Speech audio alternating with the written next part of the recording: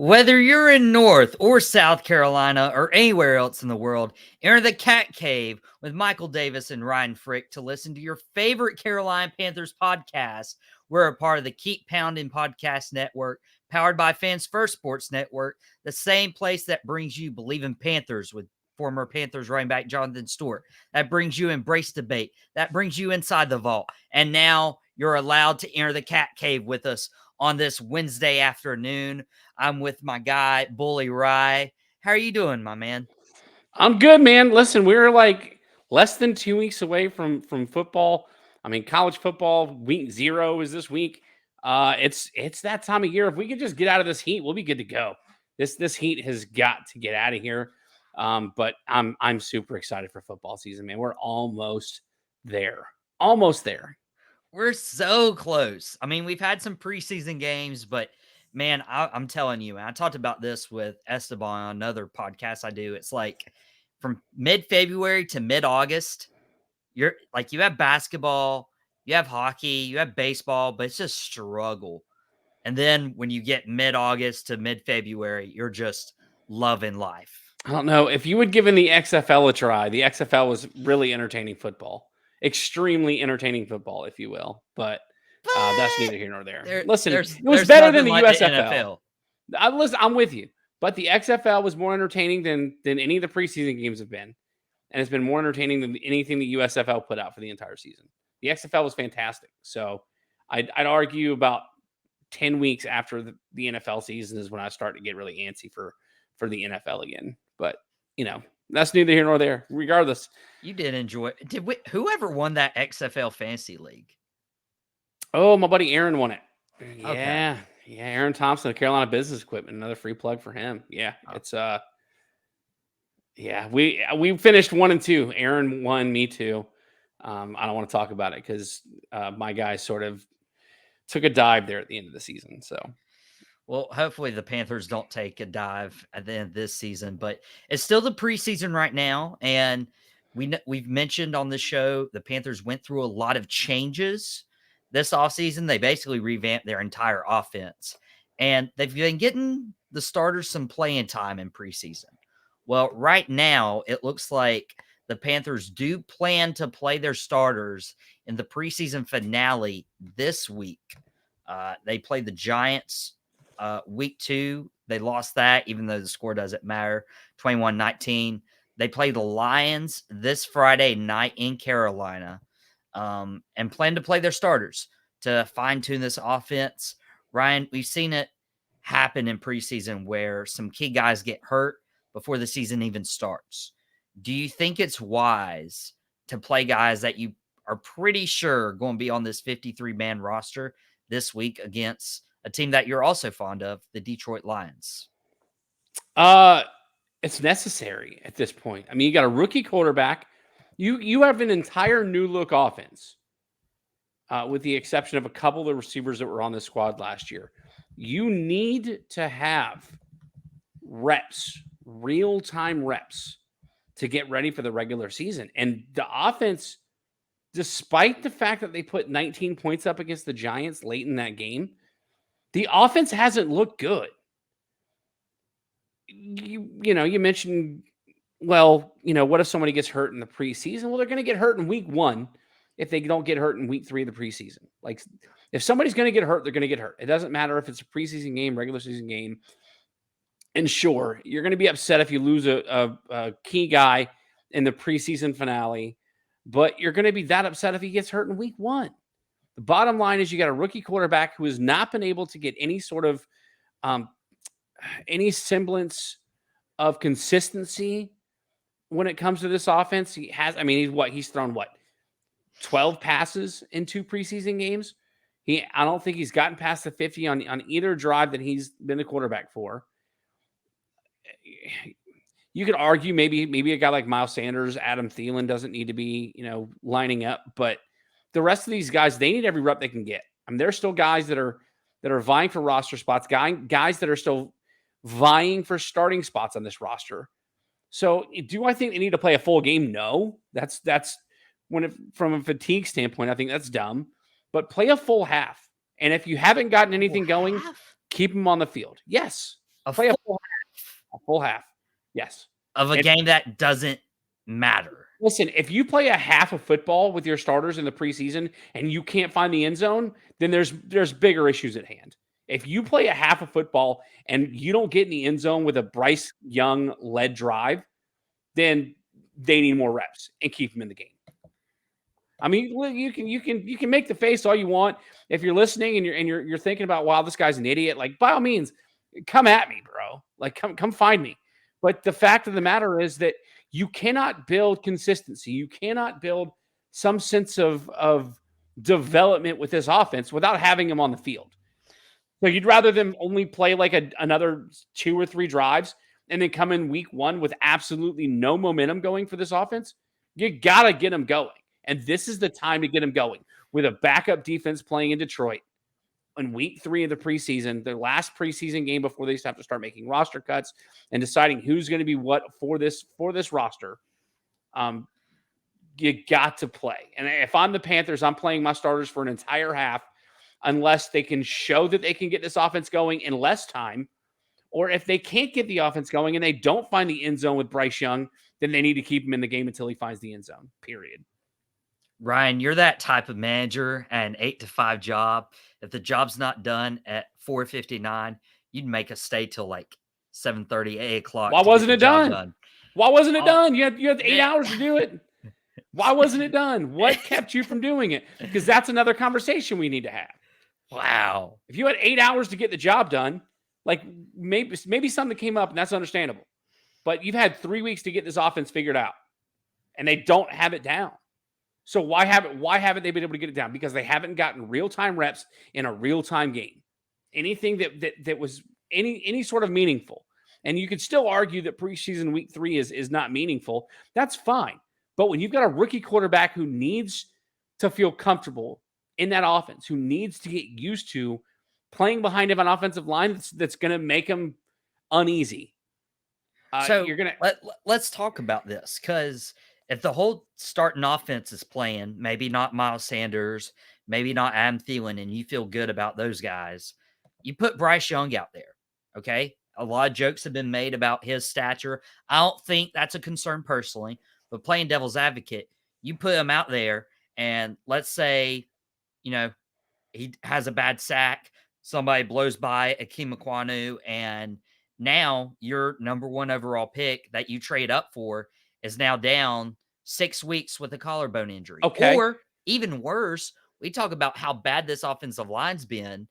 Your best offensive lineman, Akeem Ekwonu, pulls a hamstring or turns an ankle and he's out the first 4 weeks. And that's an issue, because then you go for the first month of the season without 2 key guys on your offense. If these guys are going to get hurt in the preseason, then what do you think is going to happen to do what do you think is going to happen to them when they're playing starters in week 1? If they're going to get hurt in week 3 against a bunch of backups, what do you think is going to happen to them against starters in week 1? It doesn't make a difference. You've got to build some consistency. Listen, again, I understand the argument, and the argument's dumb. These guys back in the 80s and 90s, they were doing 2-a-day practices. And now, granted, it wasn't as hot back then, global warming, et cetera, et cetera.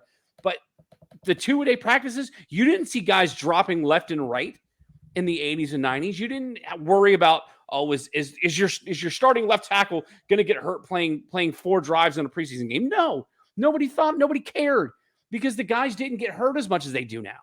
And so if you're playing football and your objective is to stay healthy and not get hurt, then you need to go home, because getting hurt is a part of football. Nobody plays an entire season of football at 100%.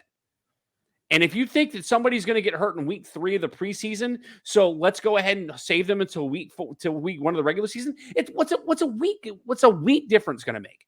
If Bryce Young is going to get hit hard by a backup defensive lineman in Detroit to make him miss 6 weeks, what do you think is going to happen when he plays the starters for, who is it, the Falcons, whoever they play in? I think it's the Falcons they play in week 1. Mm-hmm. What do you think is going to happen when a starting defensive end comes barreling down and hits him with a blindside sack? It's no difference. You're saving a week. If he gets hurt in the first quarter of the first game, well, that's a good thing he didn't get hurt in week 3 of the preseason, because we got to see all of another 4 snaps out of him. No, Come on. You got to get the ball rolling, and you don't get an offense going without the reps. And without the preseason, you don't get the reps. This is the last week of the preseason has always been the dress rehearsal for the regular season. It is no different. Just because they get a preseason game taken away, it is no different. Play your starters. If your offense gets moving finally after 3 weeks and your offense gets moving, you find the end zone a couple times, pull your starters. If you get halftime and you're losing 17-0, your starters come out in the third quarter and they're playing. Sorry. Again, what confidence do you have in the Carolina Panthers if they can't get their starting offense rolling down the field and on the opposite side of the 50 in the preseason? Now, again, I get it. Preseason doesn't mean anything. But I'll tell you what, I'd be much more confident with a Baltimore Ravens team who went, 7 years, 8 years undefeated in the preseason. I bet Ravens fans weren't worried about the regular season. I bet the Washington Commanders, after knocking off the Ravens with a last minute field goal in Monday night's game, I bet they feel a little bit better going into their final week of the preseason. They're now, granted, maybe it's false confidence, but they're going to feel better about themselves. They were able to move the ball. It is false confidence because they ended up coming back and winning with their third Okay. stringers who won't play. So then there's a prime example. If it's false confidence, the offense was able to go out. Again, there's somebody that went on in an interview and said, who cares, it's preseason. That's fine. But do you not think winning a game in the preseason matters to some of these players, especially the guys who are trying to make the roster? It matters to the people that aren't us. It matters to the people who are trying to make the roster. I have full confidence that Bryce Young has a spot week 1. Of course he does. That Akeem Ekwonu has a spot week 1. Jonathan Mingo. They have DJ spots. Chark. But if they have spots and they look like trash, okay, great. Good job. You got a roster spot. Enjoy starting the season 0-5. Enjoy getting hurt week 1 of the regular season instead of week 3 of the preseason, because that's what we're playing for. We're playing for you not to get experience and to get comfortable and to learn what it's like to play extended snaps in an NFL game. Yeah, that's fine. Well, it's okay if you get hurt week 1 of the regular season. We just don't want you getting hurt week 3. Come on. Miss me with that nonsense. He's got to play. The offense has to get reps to get consistent, because right now, if you're a Carolina Panthers fan, and again, I made this argument 2 weeks ago, that the 0-16 Lions went 4-0 in the preseason. I get it.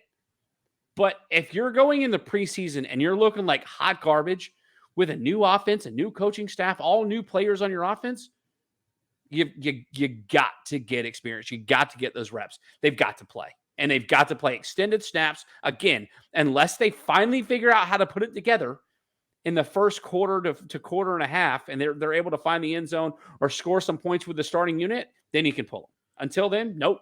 You got to go out there and prove to me that you can manage a game. You got to prove to me that you can move the football with consistency. You got to play. Sorry, that's just the way it is. To be devil's advocate before we move on, like, Frank Wright's not even using his full playbook right now. Like, how do you expect, the starters to go out and, look like a starting team like they will week 1 to give you confidence if the coaching staff is even holding back their plays? Execute the plays that he gives you, and they're not doing that. Okay, he's not giving us the full playbook. Who cares? Execute the plays that he gives you, because right now they're not doing it. Oh, we're going to give you five plays that you can run in the preseason. We got a playbook of 25, 30 plays, whatever. We're going to give you 5 to run in the preseason. If you can't execute those 5 plays in the preseason, what makes you think they're going to execute any of the rest of the playbook? I don't care that he's holding plays back. But if you can't execute the limited playbook that he gives you in the preseason, I have no confidence you're going to be able to move the ball in the regular season with an extended playbook. Period. I mean, I'm not saying you're wrong. Because I'm not. You're it's not like wrong. It's a right or wrong. Like this it's a right or wrong, and I'm right. No, this is a debate that people have, whether you should play your stars in the preseason, how late should you play them, how much should you play them. Carolina's situation is a little different than other teams that are around the league because they've completely revamped their offense. I'm gonna cut you off for 1 second. You know what I'm saying is right. when Aaron Rodgers is playing a preseason game for the first time in like 5 years. Aaron Rodgers wants to go get reps with the New York Jets. That should tell you a guy that would rather be doing mushrooms and other psychedelics in the offseason, who wants to legalize psychedelics in the NFL so that you don't have to worry about popping positive on drug tests and whatnot. If that guy's willing to play week 3 of the preseason, the Panthers can go play significant time in the preseason finale. Sorry. If there is a right or wrong, do you know who I am? My name is Bully Rye, and I'm not wrong about anything, okay? I'm doubling down on this gimmick at this point. Do you know who I am? Some people will understand that reference. I got that reference. Yeah. But preseasons also matters in terms of the other roster spots, like who's going to get a spot on the roster. And one of those we've had a question about is Matt Corral. There's been questions how well he's done in the preseason. He's currently slated to be the third string quarterback behind Bryce Young, behind Andy Dalton. There was a lot of promise when he was selected. But now there's questions. Could the Panthers trade him to a team that might lose a quarterback midseason? Do the Panthers even keep him right now, or do they cut him altogether? Based on what you've seen so far through 2 of 3 preseason games and knowing what the Panthers have on their roster right now, are you wanting to keep Matt Corral as a Carolina Panther? That's not really a fair question, because I just went on like a 15-minute rant about how Bryce Young can't get the offense going. So if Bryce Young, the number 1 pick in the draft, the savior of Carolina Panthers football, if he can't get the ball moving on offense, I don't expect Matt Corral to do it, okay? Now, I don't think anybody's going to trade for Matt Corral. I don't think anybody's desperate enough to trade for who would be a third-string quarterback for the Panthers. Now, I believe the 49ers lobbied to get a third quarterback added to the roster for game days because of what they went through last season when, you lose your 3 starting quarterbacks, your backup quarterback comes in and gets hurt. So now you've got Brock Purdy with one arm trying to finish out an NFC Championship game. So I'll be honest, I don't know the rules about having a third string quarterback on the roster. But if they're only going to keep 2, my suggestion for the Panthers is that they cut Matt Corral and sign him to the practice squad. There's no limitations on who's on the practice squad.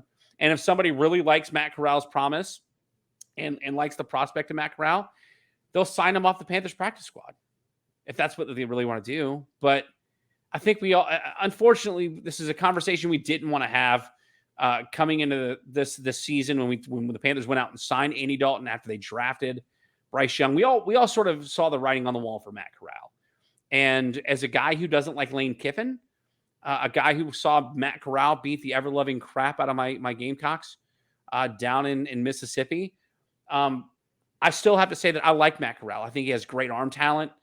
I think that he can throw the long ball. He can hit certain receivers. But when you're running for your life behind a really bad offensive line, you can be Bryce Young, you can be Matt Corral. You're not going to look great. And so I think if I'm the Carolina Panthers, especially in the instance that Bryce Young gets hurt, or in the instance that Andy Dalton pulls up lame in a practice, and all of a sudden now you need a backup quarterback, there's no reason to outright just get rid of Matt Corral. You find a way to keep him with the team, whether it's practice squad or cutting somebody else to make room for that third quarterback to continue to develop Matt Corral. Because unfortunately, Matt Corral is never going to take the job from Bryce Young unless Bryce Young gets hurt or up and retires. Matt Corral is not going to be a starter for the Carolina Panthers, ever. So if the Panthers want to keep him as a backup, they need to do what they have to do, but releasing him isn't the answer. If there's another team that's interested in going and signing him, get him off the Panthers practice squad. There's no point in releasing him until his contract is up, and then he can go sign wherever he wants and be a backup to a third stringer somewhere else. I mean, I think that's pretty fair. I don't have any argument or debate. I know. Again, do you know who I am, Michael Davis? Do you know who I am? I'm Bully Rye, and all I do is make good points. That's what I do. I mean, and that's a good point. Like, we saw the writing on the wall with Matt Corral. He wasn't going to be the guy once they went up and traded for their guy, Bryce Young. They didn't trade for their guy, Bully Rye. They tried to trade for Bryce Young.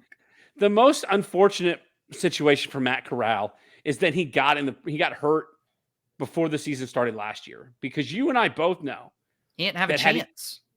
had he not gotten hurt, Matt Corral would have started for the Carolina Panthers at some point last year, and we really could have seen what he could have done with it now, albeit with a different coaching staff. But that was the unfortunate realization for Matt Corral, is that he had his opportunity, but he couldn't take advantage of it because he himself wasn't healthy. So, and now you get to see the guy that beat him out for the job be named the starter of a division rival, as Baker Mayfield was announced the starter for Tampa Bay earlier this week. So at least there's one good thing that Panthers can look forward to, is picking off Baker Mayfield 6 times this season, three times a game. So, I was about to say Tampa might have just named him the starter so they can go and draft Caleb Williams #1 overall in the spring. You never know. If Baker Mayfield gets hurt, Kyle Trask comes out and starts balling out, which I don't see happening either. But you listen. If I'm the coaching staff of the Tampa Bay Buccaneers, there's no brainer. You know what you get with Baker Mayfield. You hope that he can tame down the turnovers. Try to say that 5 times fast, but again, at least Matt Corral doesn't have to endure that again. Right. So, well, Matt Corral, we'll see how he performs preseason game 3 against the Lions. We'll see how much time he has, as opposed to Bryce Young, who apparently needs to prove he's a quarterback one. Yeah. You're going to run out of quarters to give these quarterbacks to prove their chance. But what we do need is, preseason's important, right? But the biggest thing about mid-August, early September is what we call fantasy football. It is that time of the year. Ryan, I was trying to count. I think I've committed to 6 leagues already, and I've already drafted 2. I will. First of all, you drafted too early. Second of all, I'll never do more than 3 leagues. Why would I draft so early? I don't know. Why would you draft so early? You drafted too early. Why are you saying too early? You don't draft until the preseason's over with, man. Everybody knows that. Why? Because then you get to see who's hurt and who's not. Oh, so who hurt in the rookie? preseason? The rookie wide receiver. When does it matter, right? It only matters for fantasy drafts. It only matters for fantasy drafts. That's it. But I can't think of his first name. But Smith and Jigba from Seattle broke his hand, and he's having to have surgery this week. So now if you were looking to go maybe snag him late, maybe you snag him later now. But yeah, a couple years ago I drafted 5 leagues, and it was just I was spread too thin. I always told myself I would never do more than 2, and now the rule is never do more than 3. I've got my main league that I do every year. This league has been going for 13 years. That I'm the commissioner of. It's the best league that I run. We do live drafts every year. It's a great time. My second league is a league that I started last year for my work outside of podcasting. A bunch of us throughout the country, we have a league. And then I just started the Tap Outs and Touchdowns League this year that you are going to be a part of, hopefully. So it'll be interesting to see some friends and family of the podcast network to come join us to see how terrible you are and how right I am about everything when you go out and draft Dak Prescott in your 3rd round. Hey, don't be looking at my cheat sheet. Listen, if you draft Dak Prescott in the 3rd round, I will thank you immediately for winning that league. I talked to somebody who had Justin Tucker get drafted in the 6th round. If you have not, and I'm going to give myself a free plug here. If you have never listened to Tap Outs and Touchdowns, I suggest you go in the archives and find the episode where Banker Bill and I talked about fantasy football strategies. Do not draft a kicker before the last round of your draft. Don't do it. You can wait for a defense, and we're going to talk about here in a second. You can probably find some steals late in the draft. But for the love of all that is holy, please don't draft a kicker until the last round of your draft. It's the worst. I don't care if Adam Vinatieri comes out of retirement, you don't draft a kicker before the last round of your draft. It's the biggest mistake you can make. There are so many skill players in the NFL that you can draft to the point, and the kickers are so interchangeable. Yeah, Justin Tucker can have a week where he kicks 2 60-yard field goals. The next week, he's going to get you 3 points with 3 extra points. That's it. Right. Kickers are the most interchangeable position in fantasy football. The biggest piece of advice I can give you is just don't draft a kicker early, will you? Because everybody's just going to make fun of you for the rest of the year. Like listen, if you draft a kicker, every single round after that kicker, they're going to ask what kicker you're taking as a backup. You don't want to get just absolutely just destroyed by your friends. Just don't do it, man. I feel like I should have like a backup, a backwards Nike check. Just don't do it. That's what I wish I had right now. Yeah. Just don't do it. Put it in the mirror or something. And with that fancy advice that you've given us, the last few minutes we got of the podcast, we want to go through some Panther players, decide their fantasy value. We're going to do this from a PPR perspective. Would you care to explain what PPR means to our casual fantasy viewers? It's hard to explain. I mean, it's not hard to explain unless you've never played fantasy football before. In standard scoring, you used to not get what's called points per reception. It was just generalized yardage that players got throughout a game. So if you had a receiver that had 65 yards receiving, you got 6 points, or if you do fractional points, 6.5 points. PPR means points per reception. Some leagues do it where you get a half a point per reception. Most leagues do it a full point PPR, which basically means if you have a wide receiver, let's say you've got Adam Thielen, and he catches he has 4 receptions for 65 yards. That's 4 points. If you do fractional points, 65 yards, 1 point per yard, that's 6.5 points plus his 4 receptions. That's a 10-point game for Adam Thielen. So that's when we talk about PPR, that's sort of what we're going for, is you get a point per every reception that you make in the game. Yes. And so when it comes to these Panthers weapons, I'm going to look at Adam Thielen, DJ Chark, Jonathan Mingo. Do any of these receivers hold value for you in your fantasy league?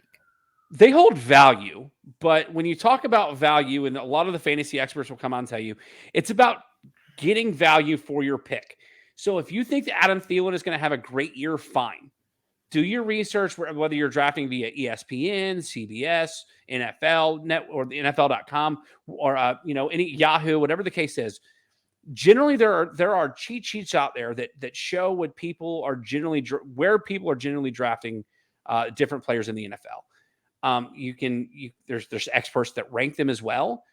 You can do mock drafts, but you want to get the player as late as you can in order to get the most production. So if you're drafting somebody in the first or second round, or even the third round for that matter, you were expecting these guys to be producing for you every week, no questions asked, no down weeks. These guys are going to help make your playoffs in your fantasy league.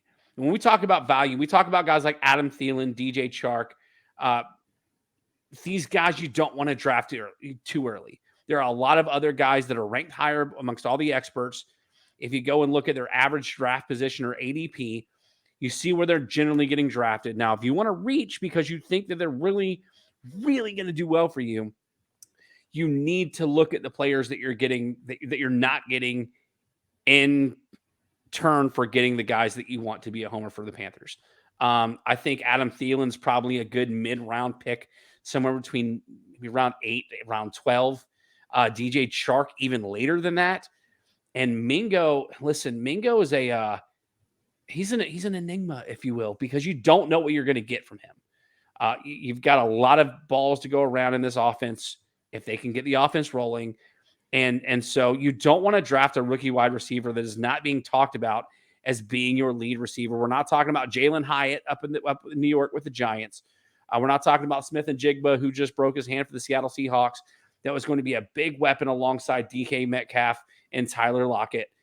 So you don't want to draft him too early. I'm talking late rounds. I told you to draft a kicker in your last round. If Mingo's there, the second to last, third to last round, and you don't need a defense on your team, that might be a good spot to pick him up if he's still available. And unless, again, you really think that he is going to be a guy that's going to ball out and help win your fantasy league, and you want to reach for him, by all means, but just pay attention to the people who are ahead of him who are still available when you take him. And when you talk about not knowing what Jonathan Mingo is going to produce, we don't know what Bryce Young's going to produce. I've seen Bryce Young go early in a couple drafts, I think, because of the Panthers' homerism. How early are we talking? I saw like 6th round in one of these drafts. I was like, homer alert. I saw another guy drafted him late round. like the last round, and he That's already has perfect. kicker and defense. I'm glad you mentioned that. Listen, I'm gonna step right in there. If you can get a guy like Bryce Young, again, if you're playing in a dynasty league where you don't redraft every year, Bryce Young's that might be a really talented guy that can have a great sophomore season, maybe third year, fourth year in the league, and you got that guy for next to nothing, drafting him late. If you get him super late, I've got a keeper league where if you draft somebody past the 11th round next season, as long as you don't drop him, you get to keep him as your last round pick for next year. So depending on if your league has keeper rules, yeah, you want to get Bryce Young late. Listen, I'm one of the guys that if you don't get if you don't get Travis Kelce at tight end, I'm not worried about tight end until late. I'll get Hayden Hurst in the 13th round, and because I've said I've gone on record many times thinking that I think Hayden Hurst will be a Pro Bowl tight end this year. I would gladly take Hayden Hurst in the 13th round or later if I don't get Travis Kelce in the first. If I don't get a Patrick Mahomes, a Joe Burrow, a Jalen Hurts, the other guy, once quarterbacks start going off the board, everybody's going to panic. And so all those big names are going to come off the board. Fine. Keep drafting those skill position players. Keep drafting the running backs, the wide receivers, and get a guy like Bryce Young late, even if it's a backup quarterback spot. Stash Bryce Young, get him in the back half of your draft, and in the hopes that he comes out and he balls out. He's a rookie, an offensive rookie of the year candidate. And guess what? Offensive rookie of the year is going to put up some big fantasy points for you. And that's going to, we talk about value. Getting a guy who could potentially be offensive rookie of the year in the NFL in the back half of your fantasy draft, they're going to be putting up 20 plus fantasy points a game. That's a really good output for a rookie quarterback. So that's where you want to try to get these guys. Get them late in the draft, unless something weird happens and players just start, I know we're running late, and players just start sort of going off the board, sort of, finicky. Stick to your strategy, and good luck in your draft, as however late or early as it may be, since Michael's already drafted 2 leagues like the schmuck he is. I got 2 leagues down, 4 more to go. You mentioned we were up against it. You got to go follow Bully Rye on Facebook, his Twitter at Tapouts and TDs. That doesn't stand for Terrell Davis. That stands for touchdowns. You can find my stuff. Drop the Mic Wrestling Podcast, Out of Pocket with Michael Davis. It's now on at 3 Fridays. Boom Broadcasting's Facebook page that does the Stars and Spikes podcast.